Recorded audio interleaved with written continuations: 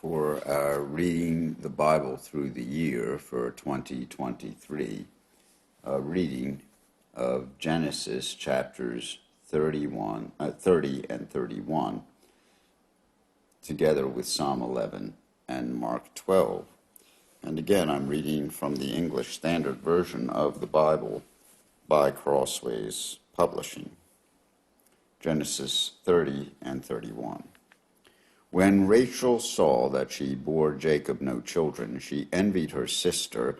She said to Jacob, "Give me children, or I shall die." Jacob's anger was kindled against Rachel, and he said, "Am I in the place of God, who has withheld from you the fruit of the womb?" Then she said, "Here's my servant Bilhah. Go in to her, so that she may give birth on my behalf, that even I may have children through her." So she gave him her servant Bilhah as a wife, and Jacob went in to her. And Bilhah conceived and bore Jacob a son. Then Rachel said, "God has judged me, and has also heard my voice and given me a son." Therefore she called his name Dan. Rachel's servant Bilhah conceived again and bore Jacob a second son. Then Rachel said, "With mighty wrestlings I have wrestled with my sister and have prevailed." So she called his name Naphtali. When Leah saw that she had ceased bearing children, she took her servant Zilpah and gave her to Jacob as a wife. Then Leah's servant Zilpah bore Jacob a son, and Leah said, "Good fortune has come." So she called his name Gad. Leah's servant Zilpah bore Jacob a second son, and Leah said, "Happy am I, for women have called me happy." So she called his name Asher. In the days of wheat harvest, Reuben went and found mandrakes in the field and brought them to his mother Leah. Then Rachel said to Leah, "Please give me some of your son's mandrakes." But she said to her, "It is a small matter that you have taken away my husband. Would you take away my son's mandrakes also?" Rachel said, "Then may he lie with you tonight in exchange for your son's mandrakes." When Jacob came from the field in the evening, Leah went out to meet him and said, "You must come in to me, for I have hired you with my son's mandrakes." So he lay with her that night, and God listened to Leah, and she conceived and bore Jacob a fifth son. Leah said, "God has given me my wages, because I gave my servant to my husband." So she called his name Issachar. And Leah conceived again, and she bore Jacob a sixth son. Then Leah said, "God has endowed me with a good endowment.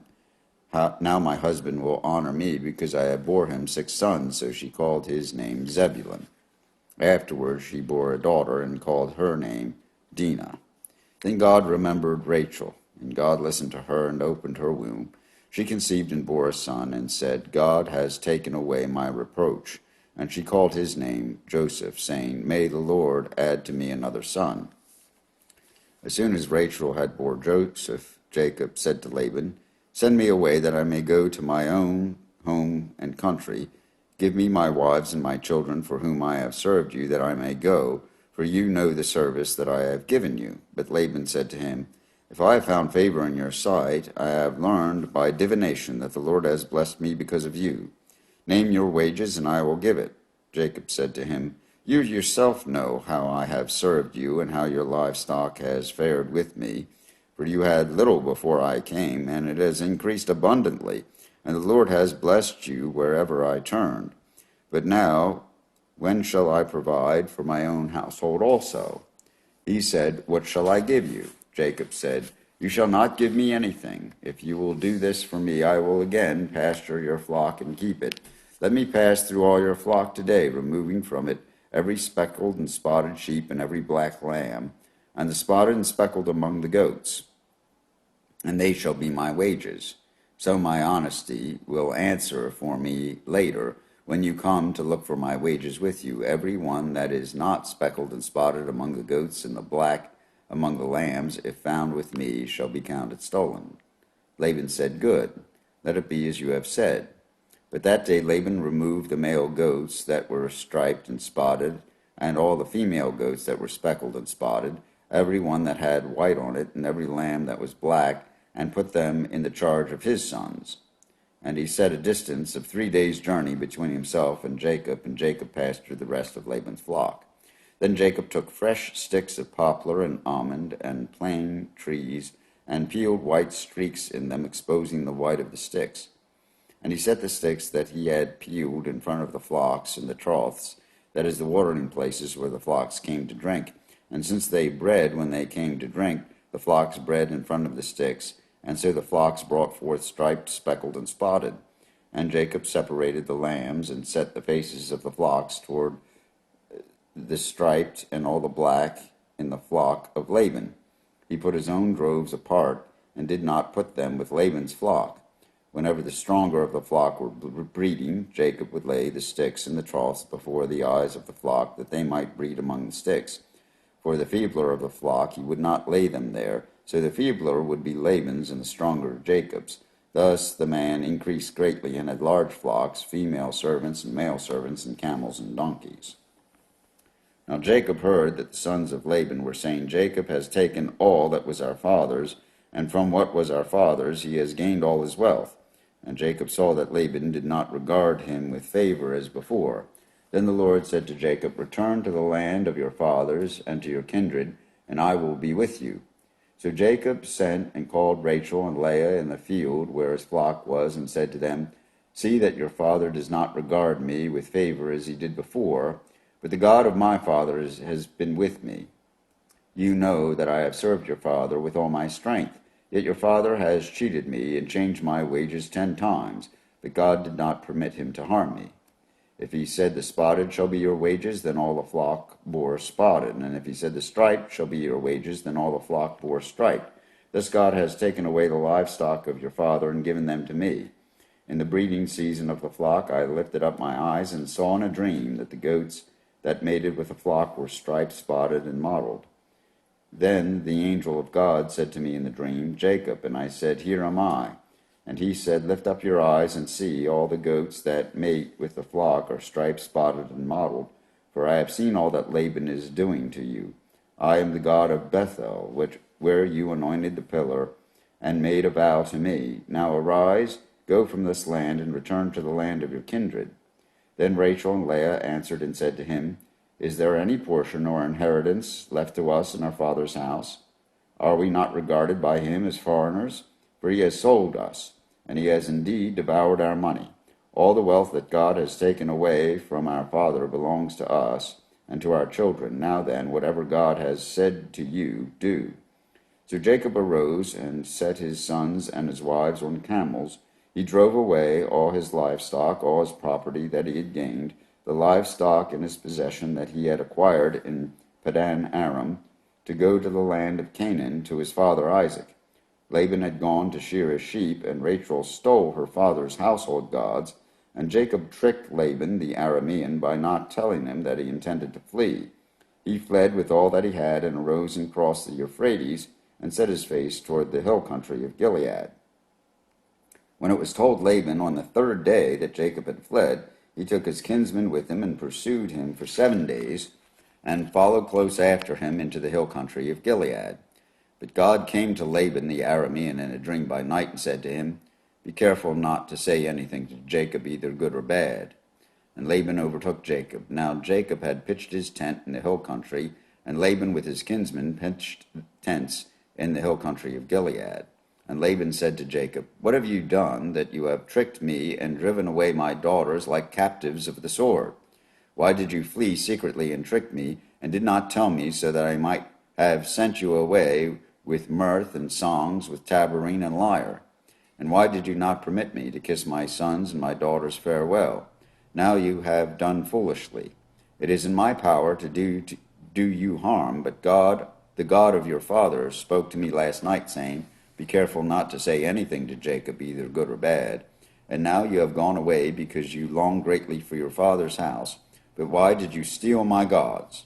Jacob answered and said to Laban, Because I was afraid, for I thought that you would take your daughters from me by force. Anyone with whom you find your God shall not live. In the presence of our kinsmen, point out what I have that is yours, and take it. Now Jacob did not know that Rachel had stolen them. So Laban went into Jacob's tent and into Leah's tent and into the tent of the two female servants, but he did not find them. And when he went out of Leah's tent and entered Rachel's, and he went and entered out of Leah's tent and entered Rachel's.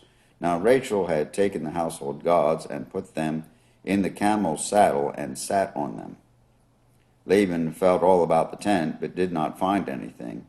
And she said to her father, Let not my lord be angry that I cannot rise before you, for the way of women is upon me. So he searched, but did not find the household gods. Then Jacob became angry and berated Laban. Jacob said to Laban, What is my offense? What is my sin that you have hotly pursued me? For you have felt through all my goods. What have you found of all your household goods? Set it here before my kinsmen and your kinsmen, that they may decide between us two. These 20 years I have been with you. Your ewes and your female goats have not miscarried, and I have not eaten the rams of your flocks.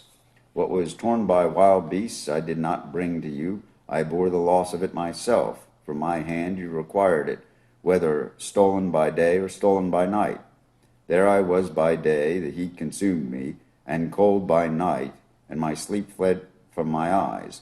These 20 years I have been in your house. I served you 14 years for your 2 daughters, and 6 years for your flock, and you have changed my wages 10 times. If the God of my father, the God of Abraham, and the fear of Isaac had not been on my side, surely now you would have sent me away empty-handed. God saw my affliction and my labor of my hands, and rebuked you last night. Then Laban answered and said to Jacob, The daughters are my daughters, the children are my children, the flocks are my flocks, and all that you see is mine. But what can I do this day for these my daughters, or for their children whom they have borne? Come now, let us make a covenant, you and I, and let it be a witness between you and me.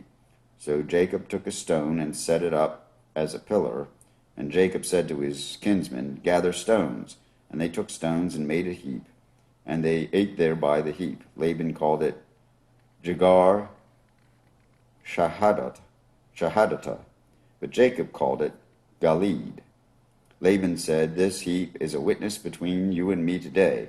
Therefore he named it Galeed and Mitzpah, for he said, The Lord watched between you and me when we are out of one another's sight. If you oppress my daughters, or if you take wives beside my daughters, although no one is with us, see, God is witness between you and me. Then Laban said to Jacob, See this heap and the pillar which I set between you and me. This heap is a witness, and a pillar is a witness, that I will not pass over this heap to you, and you will not pass over this heap and this pillar to me to do harm. The God of Abraham, the God of Nahor, the God of their father, judge between us. So Jacob swore by the fear of his father Isaac, and Jacob offered a sacrifice in the hill country, and called his kinsmen to eat bread. They ate bread and spent the night in the hill country. Early in the morning Laban arose and kissed his grandchildren and his daughters and blessed them. Then Laban departed and returned home. Here ends the reading of Genesis chapters 30 and 31. A reading of Psalm 11. In the Lord I take refuge. How can you say to my soul, Flee like a bird to your mountain? For behold, the wicked bend the bow. They have fitted their arrow to the string to shoot in the dark at the upright in heart. If the foundations are destroyed, what can the righteous do? The Lord is in his holy temple. The Lord's throne is in heaven. His eyes see, his eyelids test the children of man. The Lord tests the righteous, but his soul hates the wicked and the one who loves violence. Let him rain coals on the wicked. Fire and sulfur and a scorching wind shall be the portion of their cup. For the Lord is righteous. He loves righteous deeds. The upright shall behold his face. A reading of the Gospel according to Mark, chapter 12. And he began to speak to them in parables. A man planted a vineyard and put a fence around it, and dug a pit for the winepress, and built a tower, and leased it to tenants, and went into another country. When the season came, he sent a servant to the tenants to get from them some of the fruit of the vineyard. And they took him and beat him and sent him away empty-handed. Again he sent to them another servant, and they struck him on the head and treated him shamefully. And he sent another, and they killed. And so with many others, some they beat, some they killed. He still had one other, a beloved son. Finally he sent him to them, saying, They will respect my son. But those tenants said to one another, This is the heir. Come, let us kill him, and the inheritance will be ours. And they took him and killed him, and threw him out of the vineyard. What will the owner of the vineyard do? He will come and destroy the tenants and give the vineyard to others. Have you not read this scripture? The stone that the builders rejected has become the cornerstone. This was the Lord's doing, and it is marvelous in our eyes. And they were seeking to arrest him, but feared the people, for they perceived that he had told the parable against them. So they left him and went away. And they sent to him some of the Pharisees and some of the Herodians to trap him in his talk. And they came and said to him, Teacher, we know that you are true and do not care about anyone's opinion, for you are not swayed by appearances, but truly teach the way of God. Is it lawful to pay taxes to Caesar or not? Should we pay them, or should we not? But knowing their hypocrisy, he said to them, Why put me to the test? Bring me a denarius, and let me look at it. And they brought one, and he said to them, Whose likeness and inscription is this? They said to him, Caesar's.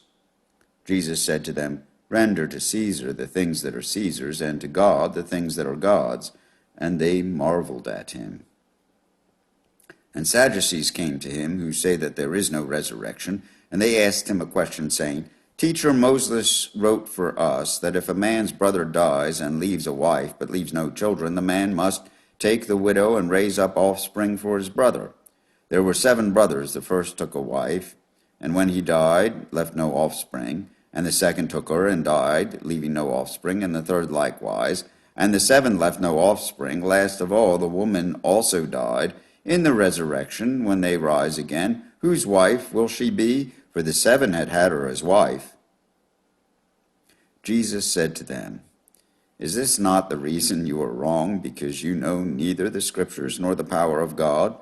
For when they rise from the dead, they neither marry nor are given in marriage, but are like angels in heaven. And as for the dead being raised, have you not read in the book of Moses, in the passage about the bush, how God spoke to him, saying, I am the God of Abraham, and the God of Isaac, and the God of Jacob.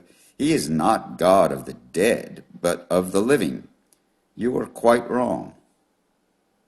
And one of the scribes came up and heard them disputing with another, and seeing that he answered them well, asked him, Which commandment is the most important of all? Jesus answered, The most important is, Hear, O Israel, the Lord our God, the Lord is one. And you shall love the Lord your God with all your heart, and with all your soul, and with all your mind, and with all your strength. The second is this, You shall love your neighbor as yourself. There is no other commandment greater than these. And the scribe said to him, You are right, teacher. You have truly said that he is one, and there is no other besides him. And to love him with all the heart, and with all the understanding, and with all the strength, and to love one's neighbor as oneself is much more than all whole burnt offerings and sacrifices. And when Jesus saw that he answered wisely, he said to him, You are not far from the kingdom of God. And after that, no one dared to ask him any more questions. And as Jesus taught in the temple, he said, How can the scribes say that the Christ is the son of David? David himself in the Holy Spirit declared, The Lord said to my Lord, Sit at my right hand until I put your enemies under your feet. David himself calls him Lord. So how is he his son? And the great throng heard him gladly. And in his teaching he said, Beware of the scribes, who like to walk around in long robes and like greetings in the marketplaces, and have the best seats in the synagogues and the places of honor at feasts, who devour widows' houses, and for a pretense make long prayers. They will receive the greater condemnation. And he sat down opposite the treasury and watched the people putting money into the offering box. Many rich people put in large sums, and a poor widow came and put in 2 small copper coins, which make a penny. And he called his disciples to him and said to them, Truly I say to you, this poor widow has put in more than all those who are contributing to the offering box, for they all contributed out of their abundance. But she, out of her poverty, has put in everything she had, all she had to live on. Here ends the reading of the Gospel according to Mark, chapter 12. These readings in the English Standard Version of the Bible by Crossways Publishing.